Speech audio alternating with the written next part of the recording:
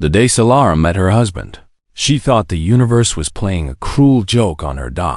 She stood in the great hall of the Binding Temple. Her violet and gold feathers brushed to perfection.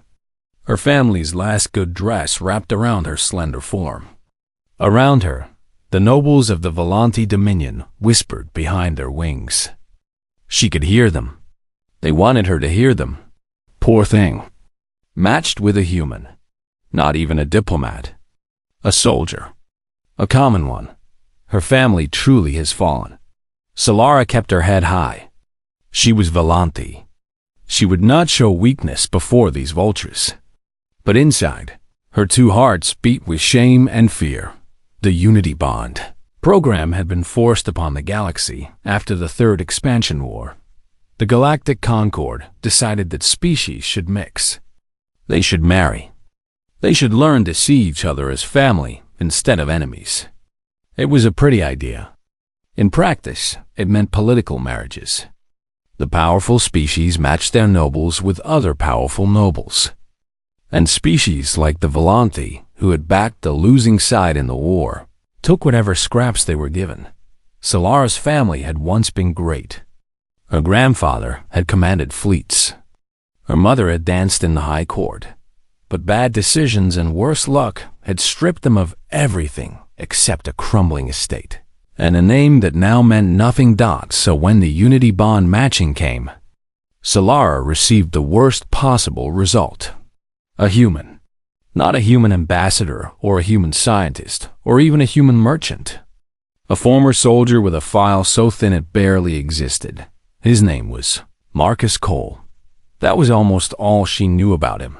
The temple doors opened. Solara turned to look at her future husband for the first time.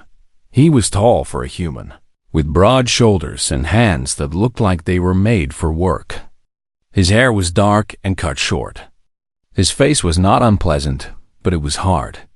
There were small scars on his jaw and above his eye. He wore simple black clothes, nothing fancy, nothing that tried to impress. But it was his eyes that made Solara's breath catch. They were pale gray, like storm clouds over a winter sea. And they were empty. Not cruel, not angry, just empty, like windows into a room where no one lived anymore. He walked toward her with steady steps. His eyes moved slowly around the great hall. Solara noticed that he looked at the exits first, then the windows, then the guards. He mapped the entire room in 3 seconds. Only then did he look at her for a moment. Something flickered in those gray eyes. Recognition, perhaps, or curiosity. Then it was gone, and the emptiness returned. The ceremony was ancient and beautiful. Volanti binding rituals involved singing, and light displays from their feathers, and the exchange of sacred words. Solara performed her parts with grace. She had practiced for weeks. Marcus stood still through all of it. He did not fidget like other humans did. He did not look bored or confused. He simply waited, patient as stone, until the priest asked him to speak his acceptance. "I accept this bond," Marcus said. Full words. His voice was low and rough, like he had not used it in a long time. He said nothing else for the rest of the ceremony. The nobles whispered more. Solara heard words like mute and broken and waste. She felt anger rise in her chest. Not for herself. Strangely, for him. He did not deserve their mockery. He had done nothing wrong. After the ceremony, there was a reception. Solara tried to introduce Marcus to various nobles, hoping he might make some connection that could help her family's position. He nodded politely at each one. He shook hands when hands were offered, but he spoke only when directly asked a question, and his answers were never more than a few words. "Are you enjoying the food?" "Yes." "What do you think of our world?" "Beautiful. Do you miss Earth?" A pause. "Sometimes." Solara wanted to scream. How was she supposed to build a life with this man? How was she supposed to even have a conversation with him? Then something strange happened. a Corvan ambassador approached them. The Corvan were massive, reptilian creatures covered in scales and scars. They were known across the galaxy as the greatest warriors. They respected nothing except strength and combat skill. The Corvan stopped in front of Marcus. His yellow eyes studied the human for a long moment. Then, slowly the Corvan bowed his head. Thought it was not a small bow. It was a bow of deep respect.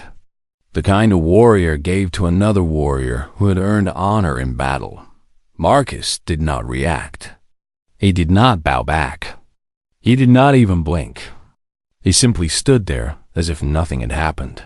The Corvan smiled, showing rows of sharp teeth. "It is good to see you still walk among the living, human," he said. Then he walked away. Solara stared at her husband. "What was that? Do you know him?" "No," Marcus said. "Then why did he bow to you?" Marcus was quiet for a moment. "I don't know." It was a lie. Solara could tell. She had grown up in a world of politics and deception. She knew when someone was hiding something. But she also knew when pushing would get her nowhere. The reception ended. They boarded a transport to take them to her family's estate. Solara sat across from Marcus in the small cabin. Outside the window, the floating cities of her homeworld drifted past like dreams. "I know this is not what you wanted," Marcus said suddenly. Solara looked at him in surprise. It was the most words he had spoken all day. A Volanthi noble matched with a human soldier, he continued. His voice was still rough, still quiet, but there was something underneath it now. Something almost like sadness. "I'm sorry." "It is not your fault," Solara said. "You did not choose this either." "No," Marcus agreed. "But I will try to be a good husband to you. I will not bring shame to your house." Solara studied him. This strange, silent man with his empty eyes and his scarred hands. The man that a Corvan warrior had bowed to. The man whose file contained almost nothing, as if someone had erased his past on purpose. "Who are you?" she asked softly. "Who are you really, Marcus Cole?" He looked at her. For just a second, something moved behind those gray eyes. Something old. Something tired. Something dangerous. Then it was gone. "No one important," he said. "Just a man looking for peace." The transport flew on through the golden sky. Solara sat with her new husband in comfortable silence, and she wondered what secrets he carried in that quiet heart of his. She would learn soon enough. But not today. Today, she watched the clouds drift past and told herself that perhaps this match was not such a curse after all. She had no idea how right she was. And how wrong. 3 months passed, and Solara learned that living with Marcus Cole was like living with a ghost. He made no noise when he walked. She would turn around and find him standing there, and she never heard him approach. He ate little and complained never. He asked permission before entering any room she occupied. His manners were perfect. His courtesy was flawless, and his silence was maddening. Some days, Marcus spoke perhaps 10 words. "Good morning." "Thank you." "Sleep well." He answered questions with the fewest words possible. He never started conversations on his own. He never shared stories or opinions or feelings. At first, Solara thought he was cold. Then she thought he was shy. Then she thought he was simply strange. But slowly, as the weeks turned into months, she began to notice things. Marcus woke before dawn every single day. Solara discovered this by accident when she could not sleep and walked to the window. In the courtyard below, she saw him moving through a series of exercises. His body flowed from one position to another like water. It looked like dancing. But there was something underneath the beauty. Something sharp. Every movement ended in a strike, or a block, or a twist that could break bones. He practiced for 2 hours every morning. He never missed a day. Solara also noticed the way he studied the estate. Within the first week, he knew every corridor, every door, every window. He knew which floors creaked and which were silent. He knew the patrol patterns of the few guards her family could still afford. He knew which walls were thick and which were thin. He moved through the estate like he was, memorizing a battlefield. Little things began to add up. When a servant dropped a tray, Marcus's hand flew to his hip before he could stop himself. His fingers grabbed at empty air where something used to hang. When he sat down to eat, he always chose the chair that faced the door. He never let anyone stand behind him. And sometimes, late at night, Solara heard sounds from his room. Broken words, heavy breathing, the thrash of limbs against sheets, nightmares. He had them often. She did not ask about them. She sensed that he would not answer. One evening, Solara walked through the estate and found herself in her mother's old garden. It had been beautiful once, full of singing flowers and crystal fountains. But after her mother died, no one cared for it. The plants withered. The fountain cracked. It became a place of weeds and sadness. Solara avoided it. Looking at it hurt too much. But today, something was different. She stopped at the garden entrance and stared. The weeds were gone. The paths were clean. The old fountain had been repaired, and clear water flowed through it once more. New flowers had been planted in neat rows, their petals catching the evening light. Marcus knelt in the dirt, his hands covered in soil. He was planting something small and delicate. A flower from Earth, she realized. Something he must have ordered specially. "What are you doing?" she asked. He looked up at her. His gray eyes were calm. "Gardening. I can see that. But why?" "This garden has been dead for years." Marcus was quiet for a moment. He brushed the dirt from his hands and stood. "You looked at it with sadness," he said. "Every time we passed it. You would look, and something in your eyes would break a little." He paused. "Now perhaps you won't." Solara felt something crack in her chest. Not pain, something warmer. Something she did not expect to feel toward this strange, silent man. "You did this for me?" she whispered. "You are my wife," Marcus said simply. "Your sadness is my concern." She did not know what to say, so she said nothing. She simply stood beside him in the garden that he had brought back to life, and she watched the sunset paint the sky in colors she had forgotten existed. After that evening, something changed between them. Solara began to seek out Marcus's company. She would sit with him in the garden while he worked. She would read to him from old Valanthi poetry books. He never interrupted. He never looked bored. He listened like every word mattered. In return, he shared pieces of himself. Small pieces. A worn book of human poetry called haiku. 3 lines. Minimal words. Maximum meaning. He read her a few, his rough voice softening around the ancient Japanese words. "An old silent pond," he read. "A frog jumps into the pond. Splash. Silence again." Solara thought about that poem for days. She began to understand that Marcus's silence was not emptiness. It was fullness. He felt things deeply. He simply did not splash. He told her about Earth, about forests so thick that sunlight could not reach the ground, about snow that fell like white feathers from gray skies, about a dog he had as a child, a loyal creature named Bear who followed him everywhere. "What happened to Bear?" Solara asked. "He died," Marcus said, "while I was away." He did not say where he had been. She did not ask. The weeks passed peacefully. But peace, Solara learned, was a fragile thing. Rumors reached the estate. A group called the Purist Creed was growing stronger. They hated the unity bonds. They believed that species should not mix. They had attacked other bonded couples across the galaxy, burned their homes, killed them in their beds. Solara dismissed the warnings. She was minor nobility. unimportant. No one would bother with her.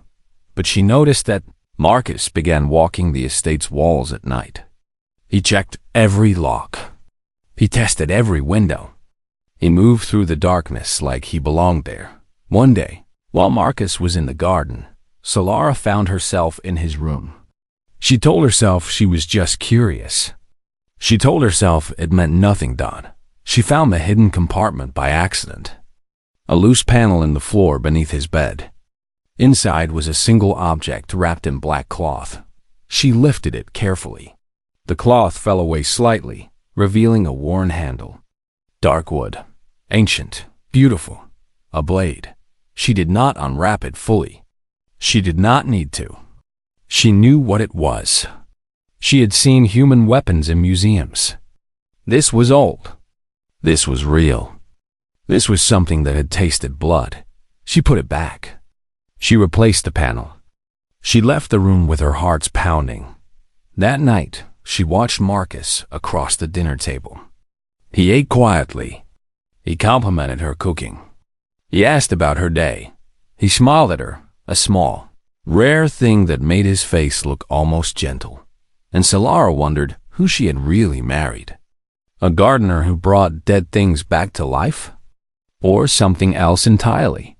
Something that kept a killer's blade beneath his bed and walked the walls at night like a predator guarding its territory? She was afraid to learn the answer, but the answer was coming, whether she was ready or not. 6 months into their marriage, Solara realized she had fallen in love with Marcus Coldot. It happened slowly, like dawn creeping over the horizon. One day she woke up and understood that she looked forward to seeing him. That his rare smiles made her heart beat faster. That his silence no longer felt like a wall between them, but like a comfortable blanket they shared. She did not tell him.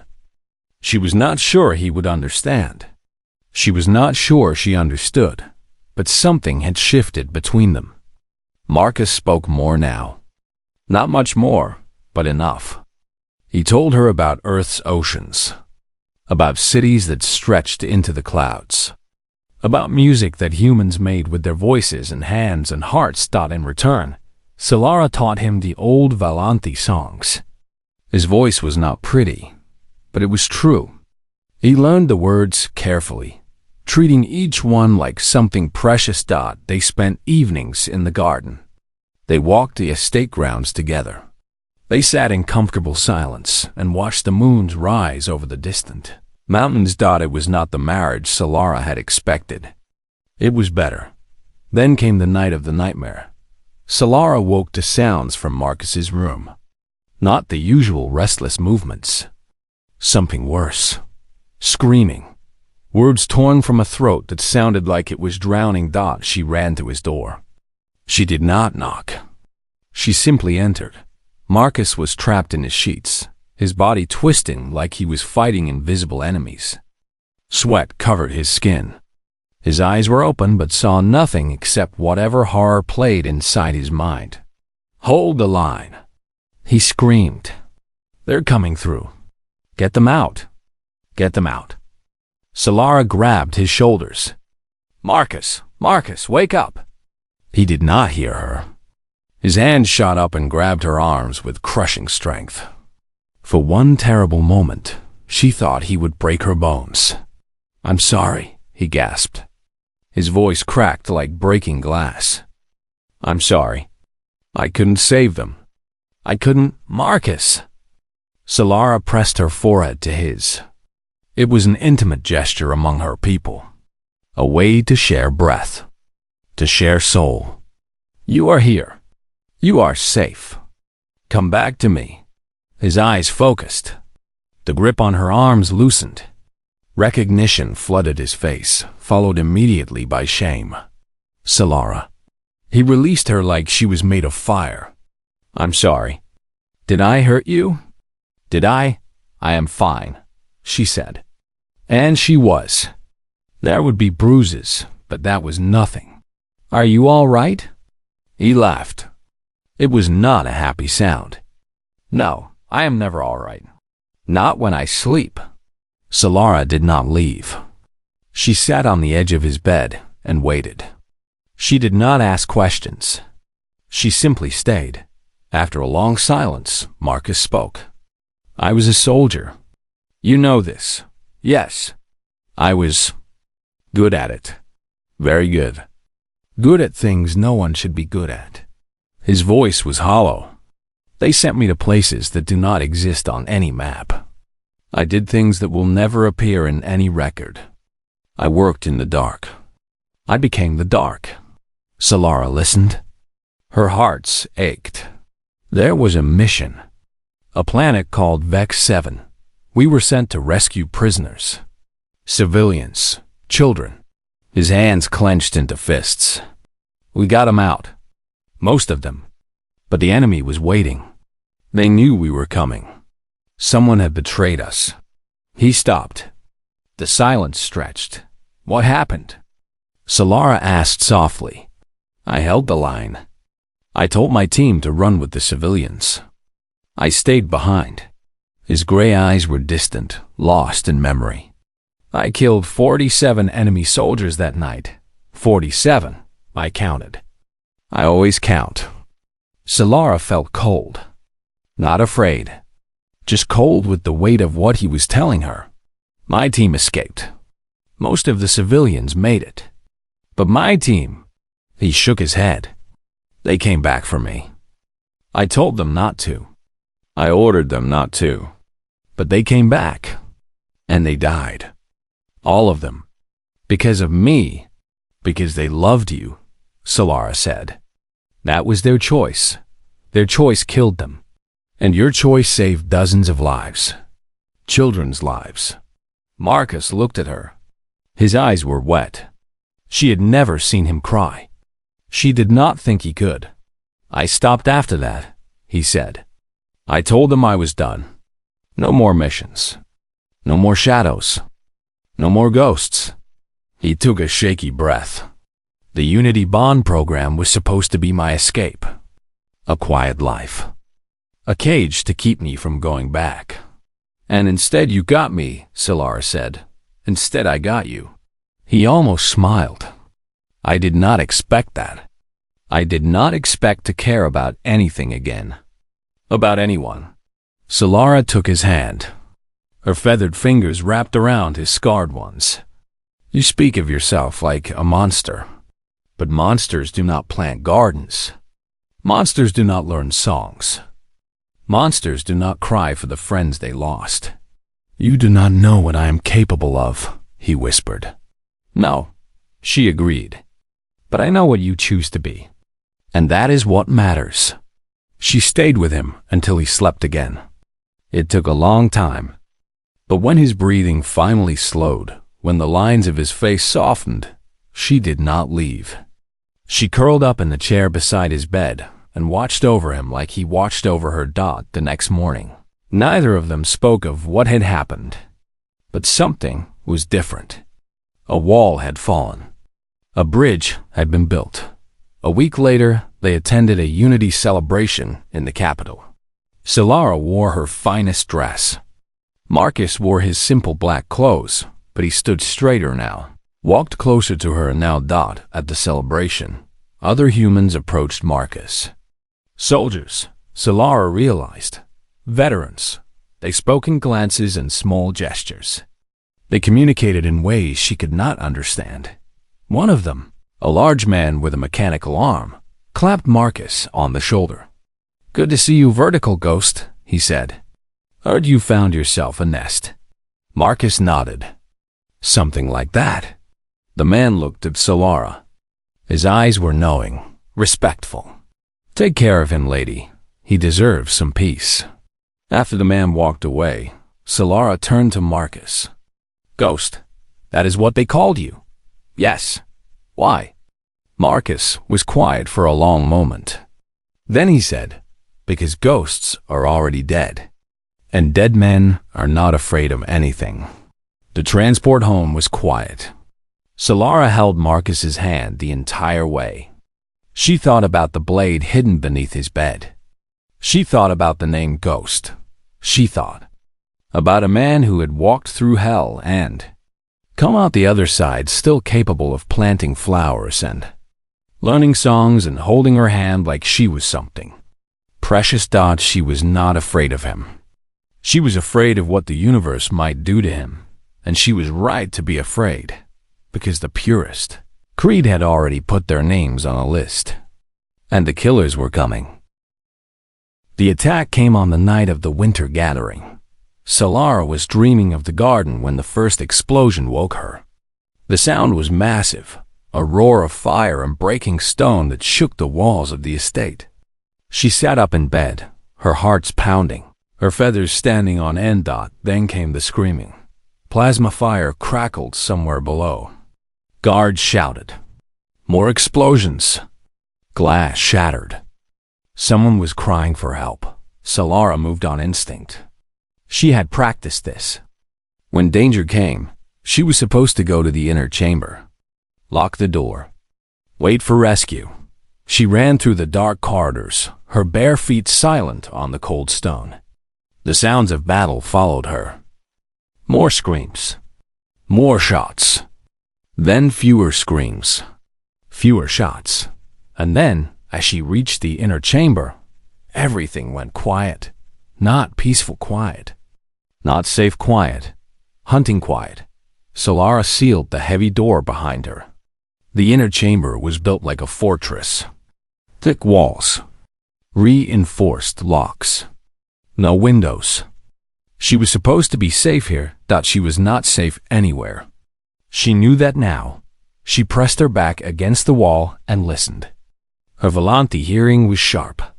She could hear footsteps in the corridors. Many footsteps. Heavy boots on stone. They were searching the estate, room by room, looking for her. Find the bird, a voice growled through the walls. The human can't have gone far. Kill him when you see him. No playing around. Solara's blood went cold.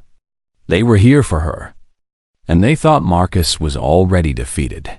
She heard them getting closer. Door after door crashed open. They were systematic, professional. They had done this before.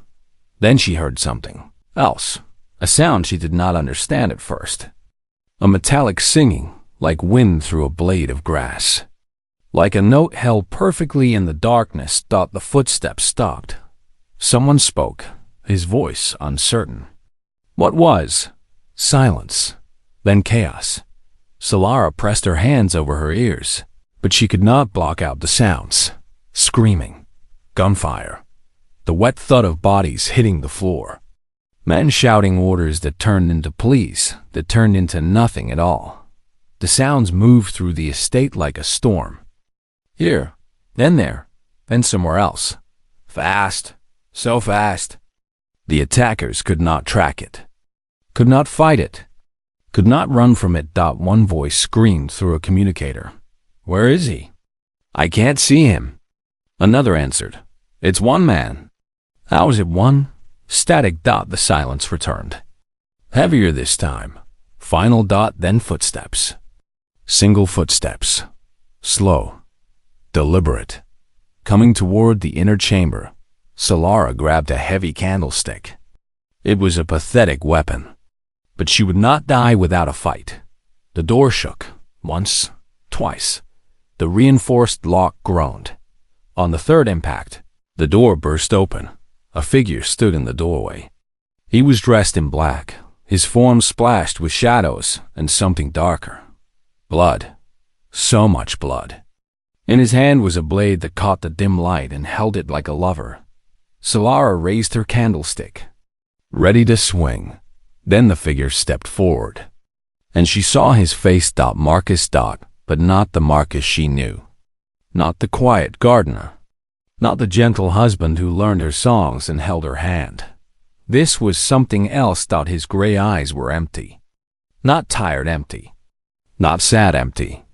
Predator empty. Professional empty. The eyes of something that had killed tonight. Killed many. And felt nothing. Blood dripped from his blade. Blood covered his hands, his arms, his face. None of it was his. Behind him, Solara could see the corridor. Bodies lay everywhere. 20 men, maybe more. They had come with plasma rifles and armor in numbers, and he had cut through them like they were made of paper. She should have been terrified. She should have run. She should have screamed. Instead, she lowered her candlestick and said, "Marcus." His name broke something in him. She saw it happen. The predator blinked. The emptiness cracked. And behind it, she saw pain. So much pain. Solara. His voice was rough, broken. The blade trembled in his hand. "I'm sorry. I'm sorry you had to see." He looked at the blood on his hands, then at her, then back at his hands. Something was fracturing inside him. The wall between what he was and what he wanted to be. "There are more," he said. "Outside. I have to—" He stopped, swallowed. "I have to finish this." "Then finish it," Solara said. He stared at her. "They came to our home," she continued. Her voice was stronger than she felt. "They came to kill us. You are protecting your family. That is not something to apologize for." Marcus looked at her for a long moment. The predator and the man fought for control of his face. "I am a monster," he whispered.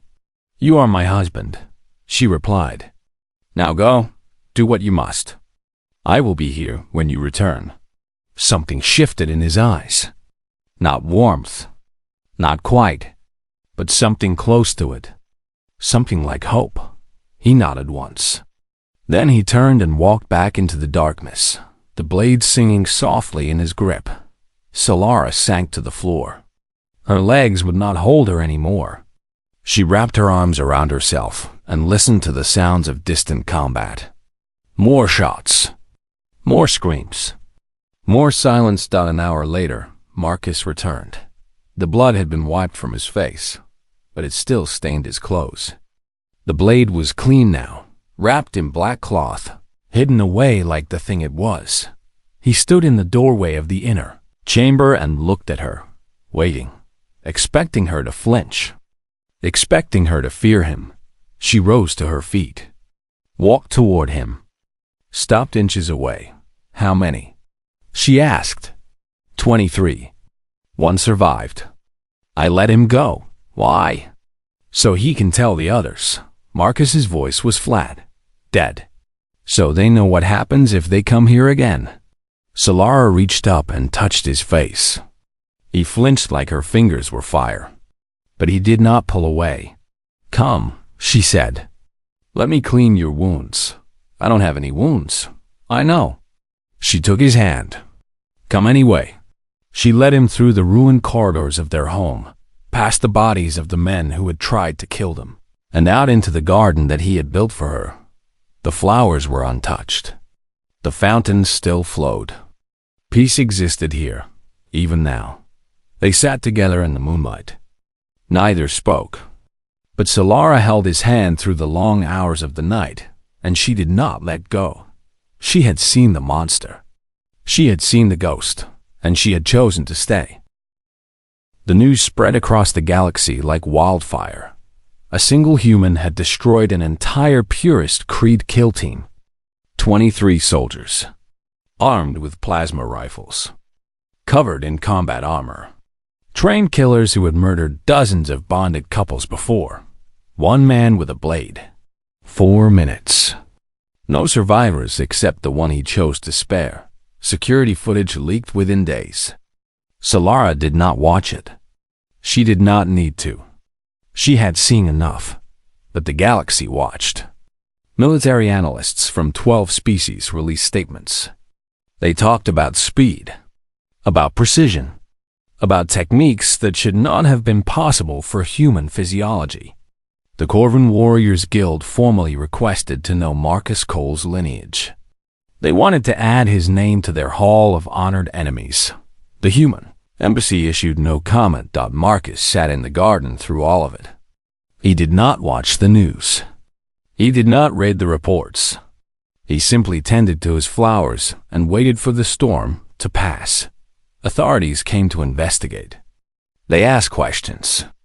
Marcus answered with as few words as possible. Yes, he had killed the attackers. Yes, he had acted in self-defense. No, he did not know where he had learned to fight like that. The investigators knew he was lying. But they also knew that pressing a man who could do what he had done was unwise. They closed the case and left. 2 weeks after the attack, a Unity official visited the estate. She was a tall Volante with stern eyes and official robes. She sat across from Solara in the rebuilt sitting room and delivered news that was meant to be merciful. Given the circumstances, the official said, the council is prepared to annul your bond. You would be free to remarry someone more appropriate. Solara stared at her. Appropriate? A proper match. Not a. The official searched for words. Not whatever he is. He is my husband. He is a weapon. You saw what he did. I saw him protect his home. His wife. Is that not what a husband should do? The official leaned forward. Her voice dropped to a whisper. Lady Solara, I am trying to help you. The man you married is not normal. He's something that civilized species build walls to keep out. You have a chance to escape. Take it. Solara rose from her chair. Her violet feathers caught the light. Her voice was ice. Thank you for your concern. You may leave now. The official left. That evening, Solara found Marcus in the garden. He was kneeling beside the earth flowers he had planted months ago. They had grown tall and strong. Blue petals. Yellow centers. He called and forget -me-nots. She sat beside him in the dirt. She did not care about her dress. The council offered to annul our bond, she said. Marcus nodded. He did not look surprised. And what did you tell them? I told them to leave. Now he looked at her. His gray eyes were tired, afraid. Not afraid of enemies or death or pain. Afraid of her. Why? He asked. Because you are my husband. Because you rebuilt my mother's garden. Because you learned my songs and held my hand and gave me peace when I had forgotten what peace felt like. She paused. Because I love you. Marcus went very still. You should not, he said.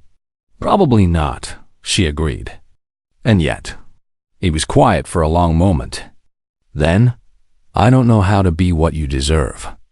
I know how to fight, how to kill, how to survive. But this, he gestured between them. I don't know how to be good at this. Neither do I. Solara took his hand. But we can learn together. Something changed in his face. The walls cracked. The ice melted. For the first time since she had known him, Marcus Cole smiled. A real smile. A warm smile. A smile that made him look young and hopeful and almost innocent. Together, he repeated. Months passed. The estate was repaired. The purest creed did not return. Word had spread about what waited for anyone who threatened the Cole household. The survivor had done his job well. Solara and Marcus built a life. It was not a normal life. He still woke before dawn to practice with his blade. He still walked the walls at night. He still had nightmares that made him scream in languages she did not understand. But he also laughed now. Not often, but enough. He told jokes. Bad ones. Human jokes that made no sense to Volante minds. She laughed anyway, because his joy was worth more than good humor. He met her family. The few relatives who still acknowledged her. They were suspicious at first. Then Marcus fixed their broken heating system, carried their heavy furniture, and asked intelligent questions about Volante history. By the end of the visit, her ancient grandmother was teaching him to make traditional pastries. 1 year after their wedding, a Volante diplomat visited the estate for a political function. During a quiet moment, she approached Solara with a look of morbid curiosity. I must ask, the diplomat said, how can you sleep beside such a creature? How can you close your eyes next to something so dangerous? Solara smiled. It was a very human expression. She had learned it from her husband. Poorly, she admitted. He steals the blankets. The diplomat stared. But I have never felt safer in my life. Across the garden, Marcus looked up from his work among the flowers. He saw Solara watching him. He raised one dirty hand in a small wave. His face was peaceful, content. Happy. The diplomat shook her head and walked away, muttering about strange humans and stranger marriages.